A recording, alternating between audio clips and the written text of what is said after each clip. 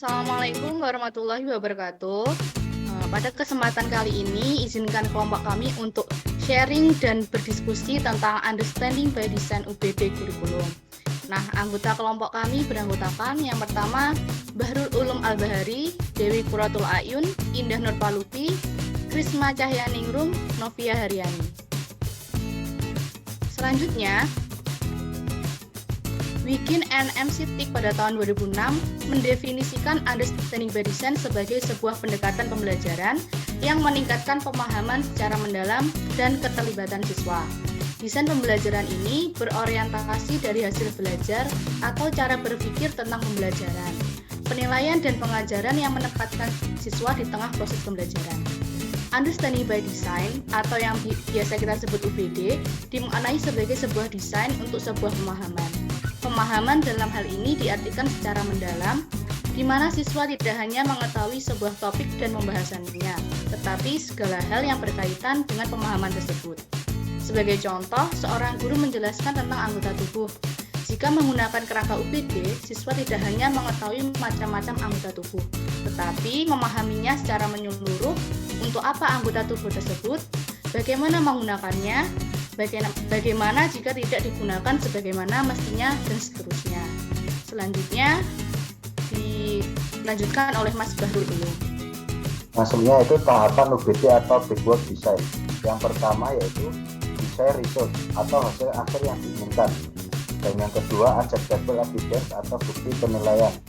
Yang ketiga planning plan atau rencana pembelajaran. Yang akan kami bahas di sini yaitu mengenai tahap kedua yaitu bukti penilaian Backward Design. Pada tahap ini menunjukkan bukti bahwa peserta didik telah mencapai hasil yang diinginkan dalam memenuhi standar. Bagaimana seorang guru menentukan apakah peserta didik telah mencapai pemahaman yang diinginkan? Dalam pengumpulan bukti pemahaman, guru harus mempertimbangkan berbagai metode penilaian. Metode tersebut adalah tugas proyek dan bukti lainnya. Tugas proyek meminta peserta didik untuk menerapkan pembelajaran dalam situasi yang otentik untuk menilai pemahaman dan kemampuan untuk mentransfernya. Sedangkan bukti lain seperti kuis, tes, pengamatan, atau portofolio digunakan untuk melengkapi penilaian guna mengetahui pengetahuan peserta didik dan apa yang dapat dilakukan. Peer assessment sangat direkomendasikan dalam langkah ini. Peserta didik diberi kesempatan untuk terlibat dalam penilaian diri dan teman sejawat untuk membantu mereka mengetahui apakah pekerjaannya telah sesuai dan memenuhi standar.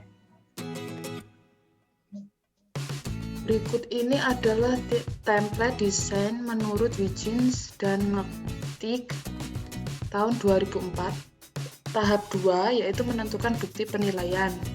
Tugas kinerja. Melalui tugas kinerja otentik, apa peserta didik akan mendemonstrasikan pemahaman yang diinginkan. Yang kedua, dengan kriteria apa kinerja pemahaman akan dinilai. Kemudian bukti lainnya, yang pertama melalui bukti lain apa, misalnya kuis, tes, petunjuk akademik, observasi, pekerjaan rumah, jurnal. Peserta didik akan menunjukkan pencapaian hasil yang diinginkan. Yang kedua, bagaimana peserta didik merefleksikan dan menilai sendiri pembelajaran mereka. Selanjutnya adalah contoh UPD tahap 2. Misalnya ingin mengetahui pemahaman siswa mengenai siklus air yaitu materi kelas 5. Kemudian tugas kinerja yang diberikan yaitu menggambar siklus air beserta keterangannya. Dan yang kedua, mempresentasikan hasil gambarnya disertai penjelasannya. Untuk kriteria penilaian pemahaman menggunakan rubrik penilaian. Kriteria yang pertama yaitu urutan siklus air. Nilai 4 menunjukkan semua urutan siklus air dengan runtut. Kemudian nilai 3 terdapat satu siklus air yang tertukar urutannya. Nilai 2 terdapat 2 siklus air yang tertukar urutannya. Dan nilai 1 terdapat 3 siklus air yang tertukar urutannya. Kemudian untuk menilai kelengkapan penjelasan, nilai 4 menjelaskan secara mendetail mengenai masing-masing tahap siklus air. Untuk nilai 3, menjelaskan 2 tahap siklus air, sedangkan 2 tahap lainnya hanya disebutkan. Untuk nilai 2 menjelaskan 3 tahap siklus air, sedangkan 1 tahap lainnya hanya disebutkan, dan untuk nilai 1 hanya menyampaikan urutan siklus air tanpa penjelasan. Kemudian untuk bukti lainnya menggunakan kuisis di akhir pembelajaran, dan siswa melakukan penilaian diri sendiri dengan mengisi lembar penilaian diri sendiri yang berisi pertanyaan tertutup maupun terbuka.